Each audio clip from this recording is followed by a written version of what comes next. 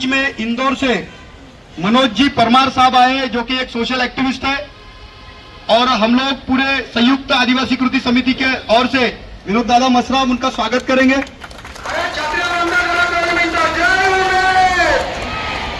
और मैं साहब से ये अपील करूंगा कि आप थोड़ा हमारे सामाजिक प्रश्नों को लेकर थोड़ा प्रकाश डालें।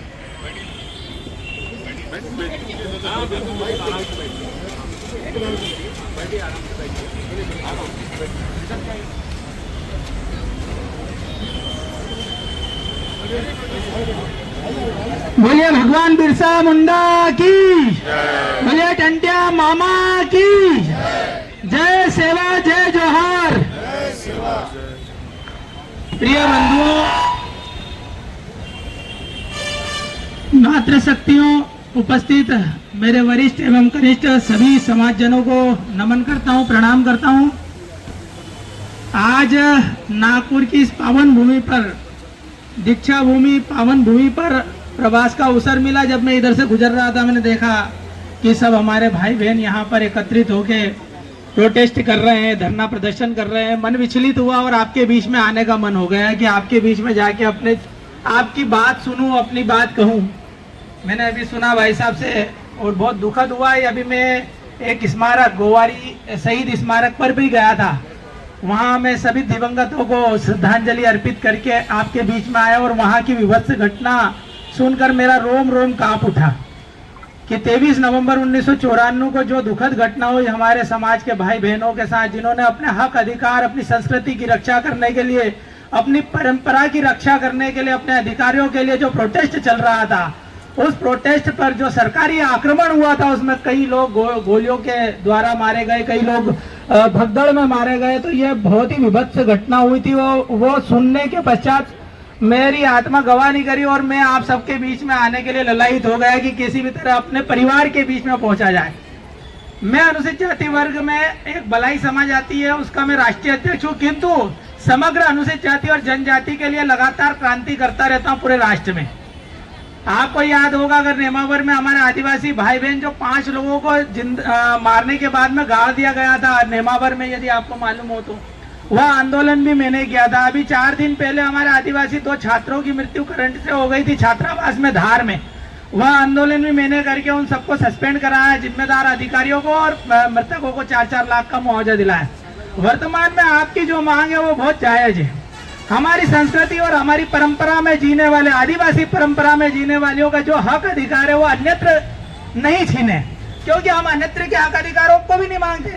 भाई, हमने कोई किसी से मठ मंदिर नहीं मांग लिए, हमने उनसे कोई सरकारी आवास नहीं मांग लिए, किंतु संविधान के तहत हमें जो हक और हमारे अधिकार में आपकी जो मांग है वो बहुत जायज है। हमारी संस्कृति और हमारी परंपरा में जीने वाले, आदिवासी परंपरा में जीने वालों का जो हक अधिकार है वो अन्यत्र नहीं छीने, क्योंकि हम अन्यत्र के हक अधिकारों को भी नहीं मांगते। भाई, हमने कोई किसी से मठ मंदिर नहीं मांग लिए, हमने उनसे कोई सरकारी आवास नहीं मांग लिए, किंतु संविधान के तहत हमें जो हक और हमारे अधिकार दिए गए वो भी किसी प्रकार से छीने नहीं जाना चाहिए, और उसके लिए संघर्ष हमेशा करना चाहिए। और आपका यह संघर्ष ऐतिहासिक संघर्ष है और यह संघर्ष जरूर एक अच्छा निर्णय प्रदान करेगा, और इस संघर्ष का मैं खुद साक्षी हूँ।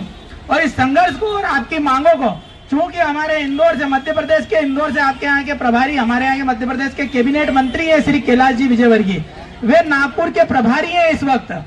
तो उनके पास में मैं आपका आवेदन, जो ज्ञापन आपने माननीय को दिया था, वो ज्ञापन की एक कॉपी, छोटी सी कॉपी आप मुझे भी दें अपनी मांगों के अनुसार। मैं माननीय प्रभारी मंत्री, आपके यहाँ के जो प्रभारी हैं श्री कैलाश जी विजयवर्गीय, मैं उन्हें देखकर इस मांगों से अवगत कराऊंगा, हमारे संघर्ष से अवगत कराऊंगा और प्रयास करूंगा। आप 1000% मान के चलिए कि यह कार्य सिद्ध होगा, क्योंकि हमारे प्रभारी मंत्री जो आदिवासी अंचल, आपने बाबा साहब अम्बेडकर की जन्मस्थली का नाम सुना कि नहीं? महू में जन्मे बाबा साहब, और वहां पर 70% हमारा आदिवासी समाज निवास करता है।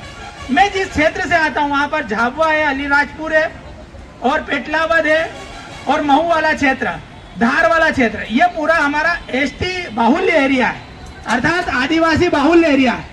मैं इस समाज में, इस समाज की परंपराओं को जानता हूँ, समझता हूँ और इस परंपराओं में जीता हूँ।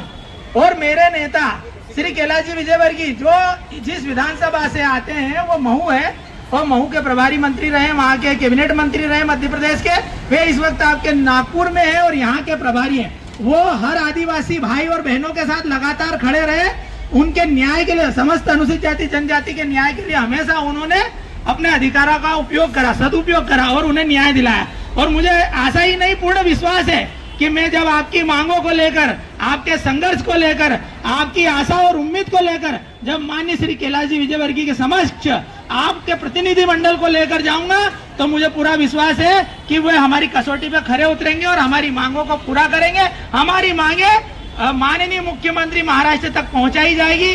उस विषय में, उस तारतम्य में बात संवाद किया जाएगा और इसका निराकरण किया जाएगा और आपके पक्ष में ये निराकरण होगा। मैं आपको इस बात का विश्वास दिलाता हूँ, भरोसा दिलाता हूँ।